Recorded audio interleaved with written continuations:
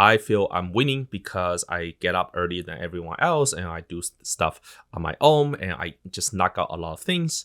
When I run or meditate or work out or just like potter, like do nothing, right? I usually have a lot of good ideas in the morning. And so I'm trading that time, which I tend to have those thoughts at night to the morning. And I will feel less anxious because I can get to implement it right away. Hello, everyone. Today, we're going to talk about sleep consistency. So sleep consistency is defined as how closely you are going to bed and waking up every day. The more closely that you're going to bed and waking up, the smaller variance, the higher the sleep consistency. Sleep consistency has a lot of benefits. A lot of my inspirations for this video are coming from three things. One is Kirsten Holmes' episode with The Diary of a CEO. It talks about how important sleep consistency is. She actually mentioned that if there's anything in your life that you should improve on, it is sleep consistency. The second one was Brian Johnson's videos on how important sleep is. And then the third one is Huberman Labs episode on the toolkits for sleep. In this video, I want to talk about my personal experience on sleep consistency. So we will talk about the benefits, how I did it, and some tips on how you can get started. So a lot of what I talk about today are actually from the three references I have. I did not create these on my own. So number one, you feel more energized. And the reason you feel more energized is that regardless of how you think your body is a creature of habit. Now, you might think you are a night owl or a morning owl, but according to Kirsten Holmes, if you observe the people who don't have electricity, they all fall asleep and wake up within 30 minutes of each other. The other two people that I mentioned did not mention that fact, so this is only mentioned by a select group of experts. But regardless, if you subscribe to this fact that their internal body is a creature of habit, even if you feel like you're more creative at night, then you will subscribe to the fact that you do feel more energized, go to sleep, and wake up at the same time. The second benefit is you are happier, okay? I definitely feel happier now that I have gone to sleep and waking up around 6:20. I definitely feel happier now that I have done it for about a month. The third one, which is counterintuitive, this is a channel on entrepreneur lessons and my personal lessons. This is the contrarian view. In game theory terms, in my opinion, I'm trading the worst 3 hours of my life every day for the best 3 hours of my life every day. I only have about 15 hours a day, right? Just to be clear. And if you're trading 3 hours of 15 hours, that's 20%. So you're swapping the worst 20% of my waking hours with the best 20% of my waking hours. Why is that? 9 p.m. to 12 a.m. is the worst 3 hours, the most unproductive 3 hours of my life, right? I'll be watching YouTube. I will be like scrolling through Instagram or Facebook. I will be daydreaming. But if the 6:20 a.m. to 9:20 a.m., I wake up, nobody is waking up. Whenever I go for a run during that time, like my car was like one of the only 3 cars in the parking lot. I also noticed if you run in the morning, people say hi to you all the time, whereas that's not true in other times of the day. When you wake up in the morning, I don't think I'm gonna check like Facebook and Instagram that much. I just feel like, man, it's so early in the morning. I need to do something productive. And so subconsciously, you associate that time with productivity. So if you force yourself just a little bit of a tweak, you are literally 20% more productive. The actual is actually more than 20% because, by 80-20, you actually end up, knocking out 80% of the tasks in the first 3 hours. Which brings me to the next point is you end up getting a lot of stuff done. If you are someone who want to optimize for your time and productivity, you will love it. The next one is it does increase all biometrics measures, such as HRV, heart rate variability, resting heart rate, sleep performance, and sleep efficiency. Sleep efficiency is basically how much of your sleep is deep sleep and REM sleep. The higher the efficiency, the better. Sleep performance is how many hours you actually sleep, divided by how many hours of sleep you need. And if you sleep consistently, the number of hours that you need actually goes down, which is great. and the number of hours that you actually sleep, well, that remains consistent. So then your performance increases because the ratio, it becomes larger and larger. And then HRV, I do notice that once I sleep consistency, my HRE does increase over time, even as in such a short measurement window as a month. Next one is you feel like you are winning. And I feel I'm winning because I get up earlier than everyone else and I do stuff on my own and I just knock out a lot of things. When I run or meditate or work out or just like potter, like do nothing, right? I usually have a lot of good ideas in the morning. And so I'm trading that time, which I tend to have those thoughts at night to the morning. And I will feel less anxious because I can get to implement it right away. And those ideas make me excited. Whereas if they make me excited at night, then I don't fall asleep. So it's really good trade-off. I think that's probably my phrasing of why sleep consistency is so important, because it does trade the telling the garbage 3 hours with the most productive 3 hours. It's not even like trading with a mediocre. It's basically trading like in Settlers of Catan. You're like, I'm gonna give you 1 wheat and I am getting 8 sheep back, and I have like a sheep port. That's like the equivalent of trading these hours, like the best trade that you can possibly do in your life. So the next one is you feel less angry. Now, do I get angry still? Yes, absolutely. But I definitely felt I'm less angry. So that's really good. And then the last one, which is almost a myth that I want to dispute. When I was growing up, I have these idols who were in my school that basically get by with 5 hours of sleep. And they are geniuses. They don't ever take notes and they party and then they still get like straight A's. And I always thought to myself, well, if I just pattern match, does that mean that their lack of sleep caused them to get good grades? Or they are getting good grades in spite of getting little sleep because they're just brilliant? I do feel that in terms of IQ, people are not created equal, unfortunately, for better, for worse. And it's really important to know that they're successful maybe in spite of their sleep schedule. Even case in point for myself, when I was in high school, I was an overachiever. I took 16 AP exams, 9 of which were self-study. So because my school only offered 7 of them. And I was the AP state scholar for my state. There's only 1 male and 1 female. And I was not sleeping right. I will be waking up 3 o'clock in the morning, or I will be, I will study until 3 o'clock in the morning, and then I barely go to school, and I come back, and then I'll take a nap between 6 p.m. and like 8 p.m.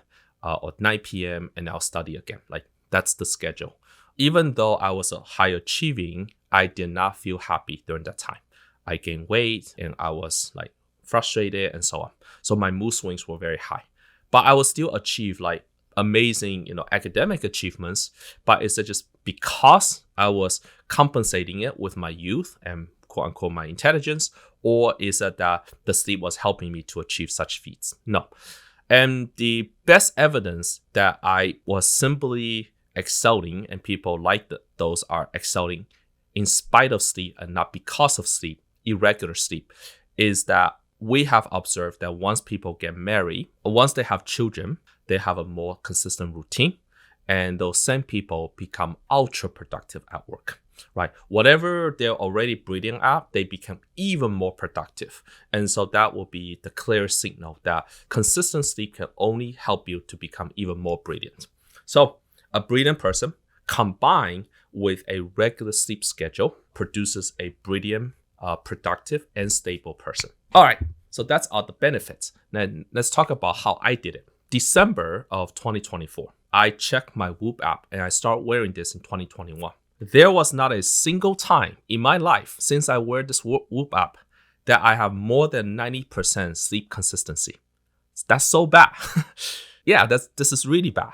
In the Whoop app, sleep consistency is measured by taking the trailing 4 days, basically the variance of your go to bed time and wake up time in the last 4 days. And I did not achieve more than 90% in any one of them. So it was just all over the place, right? And my typical schedule is Monday through Friday. I would go to sleep at different times, still wake up around 6 to 7. And then in the weekend, I literally just like sleep until 11 a.m. And so that make up for all my sleep. And then kind of the vicious cycle continues. The tipping point was during Thanksgiving, I was doing the same thing. I was making up for my lack of sleep. I was like basically making up for my sleep debt across all of November. And I feel happy the next day, but then immediately that night I couldn't fall asleep, and then the vicious cycle kind of continues. And so I noticed that because I live in Seattle and the weather is not good, that had a dramatic impact on my mood. So by mid-December, I said, enough is enough. Let me put an end to this. And so I start sleeping on time. Now, you couldn't just sleep on time, right? Between sleep and wake up, you have to choose one because, your body can't just be like, oh, I want to go sleep. It's not like workout. Like you can go work out right away. You can go run. Sleep is kind of like it comes to you as opposed to you get it. So you basically have to time it. It's a timing thing. So I decided that, okay, I'm going to wake up at 6:20 a.m. the next day. And so the next day it was miserable. Oh my God, 6:20. I did not want to do that day. But I woke up.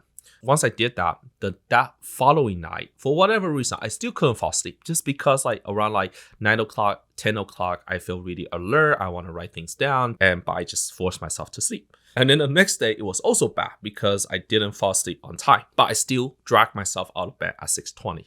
And that continued for about 3 days. And then on the fourth night, I was able to naturally fall asleep because I accumulated so much sleep debt until then. And during that time, I don't feel any different. I did feel that when I woke up, I feel drowsy and I don't really want to do anything, but it was still more productive than the before lifestyle. So there was a little bit of a micro positive reinforcement even during the first 4 days. And then I start watching the Huberman's Labs. I rewatched the episode with Christine Holmes, and I rewatched a bunch of the episode with Brian Johnson. So I start implementing some of the other things, such as buying a happy lamp, like the lamp that you see in my background, where when you wake up, you want to turn on a big light to signal to your brain that it's wake up time.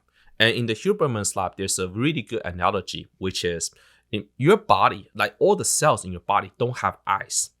And they are basically like people who stay in this room that have very few windows. If the cells in your body are like people, they are basically trapped in this room that have very, very few windows to the outside world. And the only way they know what's going on in the outside world is through few windows. And those windows are your eyes. That's pretty much the only thing they get to recognize if it's sleep time or wake up time. So these people, this army of cells need to know, hey, when do I wake up? When do I go to sleep? And so the light is the most important thing.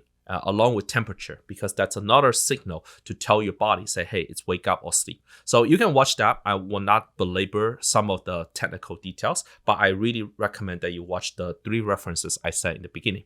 So going back to December, I didn't have that much work, so I was able to practice morning routine and practice waking up and going to sleep on time. Some of the things I think may be worth talking about are I did miss out on some of the fun things. Because it was holiday season, there's a lot of kind of playing poker at night, online poker. And people play until 12:30, and unfortunately, I couldn't partake in that anymore. And I will, join around 8 o'clock, 7:30 p.m. And then by 9 o'clock, I'm checking out, bye everyone.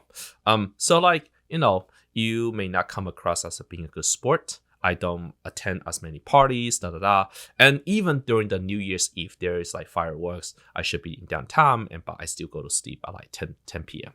So there are sacrifices that you need to make, but I feel it's well worth it. As I grow older, I realize that excellence is not doing one thing really well.